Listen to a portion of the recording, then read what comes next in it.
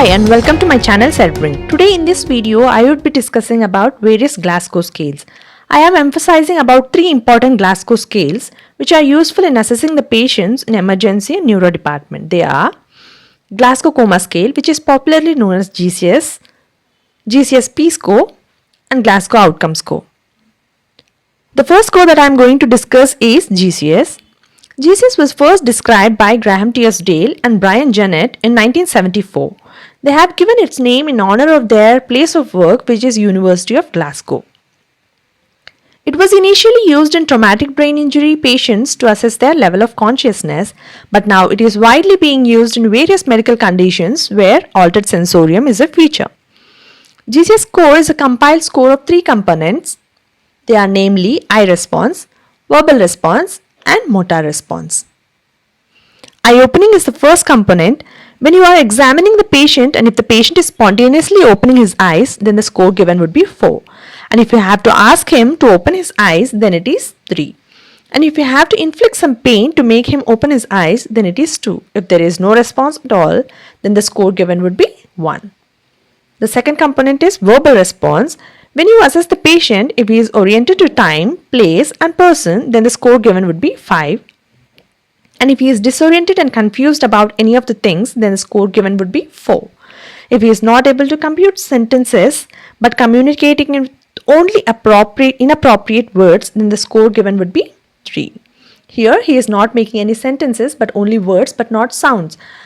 So the score given here would be 3. If he is only using sounds to communicate with you and it is incomprehensible, then the score given would be 2. If there is no response at all, then the score given would be 1. Motor response is the final component and it is the single best component among all the 3. While assessing the patient, give him some command like can you lift your arm or can you lift your leg. If he is able to perform such action, then the score given would be 6. Remember, we are not checking for the power here but the ability to perform the command that you have given. If he is not able to perform such action but he is able to localize the pain, then the score given would be 5. If he is not able to do even that and just withdraws when you inflict some pain, then the score given would be 4. There are posturing, flexion posturing, that is also known as decorticate posture, and there is also extension posture or decerebrate posture.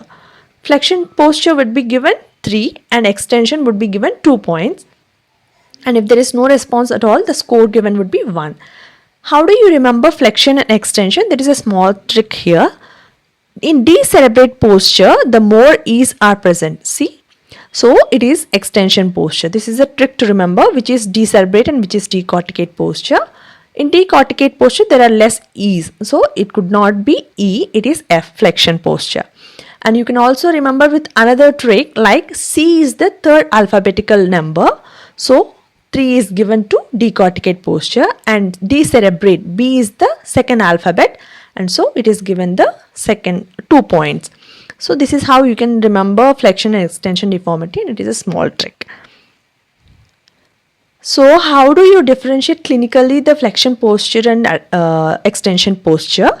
When you examine the patient, if the shoulder is adducted and elbow flexed, wrist and fingers are flexed while the legs are extended and internally rotated and feet are plantar flexed, then the rigidity seen is known as decerebrate rigidity. Decorticate rigidity. And if the shoulder is adducted and by the side and the elbow is extended and forearm pronated while the wrist and fingers are flexed and the legs are extended while feet are plantar flexed, this rigidity is known as decerebrate rigidity. In decorticate rigidity, the lesion is at the level of corticospinal tracts and at the level of cerebral hemispheres. In decerebrate rigidity, the lesion is at the level of diencephalon, midbrain or pons. Sometimes it can also be seen with the metabolic disorders like hypoxia, hypoglycemia, etc. While the decerebrate rigidity can be spontaneous, it can be also triggered by external stimuli like light, sound or pain. Where do you elicit pressure? Is it the sternal tenderness? No, this is not.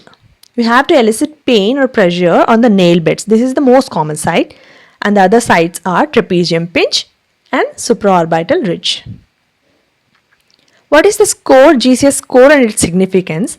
The maximum possible score with the GCS is E4, V5, M6 and the total score would be 15 is the maximum possible score. Minimum score would be E1, V1, M1. Even if there is no response from the patient, the minimum possible score that can be given is 3. That is also seen in brain dead patients.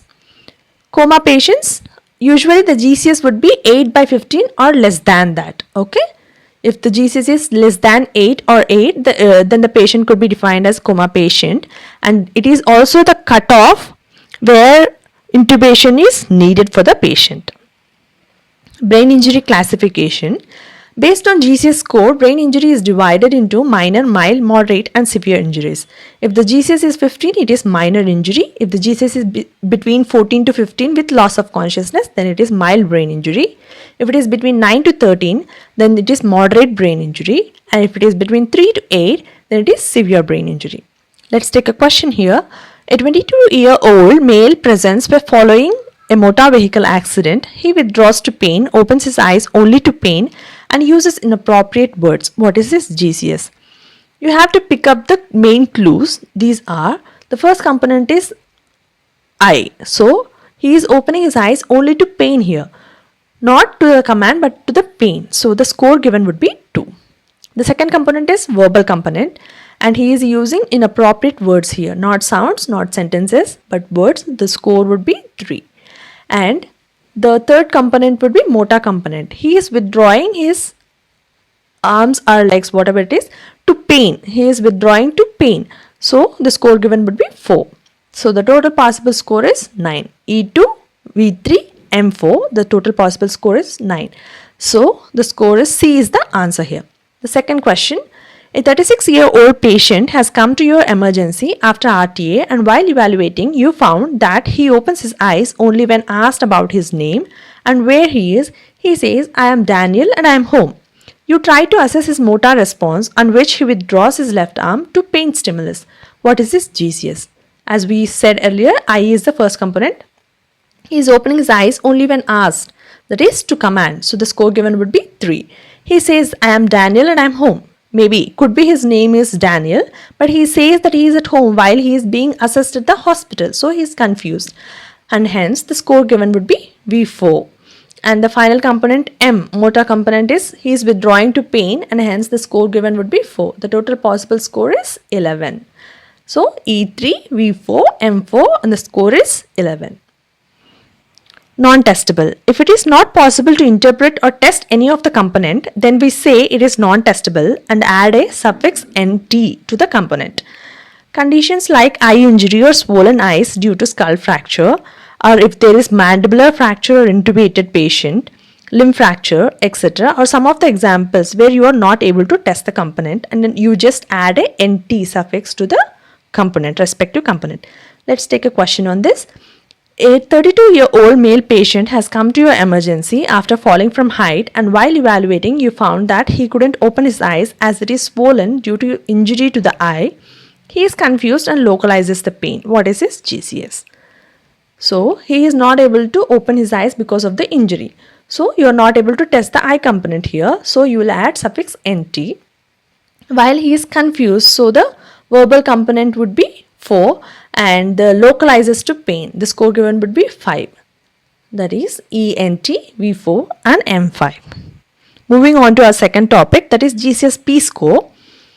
GCSP score is obtained by subtracting pupil reactivity score from GCS. So let's first know about how to interpret PRS score. If both pupils are unreactive to light, then the score given would be 2. If only one pupil is unreactive and the other eye is reactive, then the score given would be 1. If none of them is unreactive, in other words, if both pupils are normally reactive to the light, so the score given here would be 0. Let's take a question on this scenario. This is the first question that we have seen earlier. So the score given here is he is opening his eyes. So the score, he is opening his eyes only to pain. So the score given would be 2, and he is using inappropriate words. So the score given would be 3, and he is withdrawing to pain. The score here is 4. 2 plus 3 plus 4, that is GCS is 9. and pupil, only one of the pupil is unreactive to light. So the score given is, PRS score is 1. GCSE score is, you have to subtract 1 from 9. So 9 minus 1 is 8. What's the use of GCSE score? As we know that GCS is to assess the conscious level of the patient, but it's not much helpful in predicting the prognosis and mortality of the patient, where GCSE score comes into play. GCSE scores are usually charted like this. GCSE score is charted along the x-axis and the age is charted along the y-axis. So there are two possible charts that can be made, one to predict the mortality and the other to predict the favorable outcome.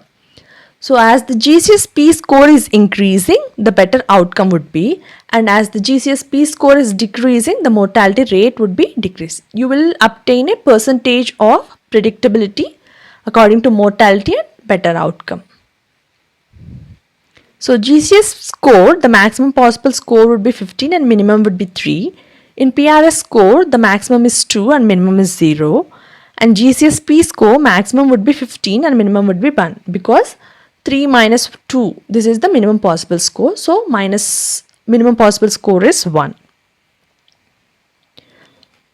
Now the last score that I am talking about is Glasgow Outcome Score, and this score helps in knowing about the recovery status of brain injured patients. So if you are predicting death, that the injury is very severe that it can cause death, the score given would be 5. If the patient is in a persistent vegetative state, there is no cortical function and all the higher mental functions are not there, then the score given would be 4. If there is severe disability, that is the patient is conscious but he has to depend on others for daily activities, that is if the patient is like bedridden etc., the patient would be allotted a score of 3. If there is moderate disability, like disabled but independent, like if he has lost his power in his legs but he is using crutches or with the help of wheelchair, he is able to perform his daily activities but he is disabled. So the score here given would be 2. If he has a good recovery, like he is able to resume to his normal daily activities with or without minor deficits, then the score given would be 1. This is how you predict interpret the Glasgow Outcome Score to know the recovery status of the patient in brain injured patients.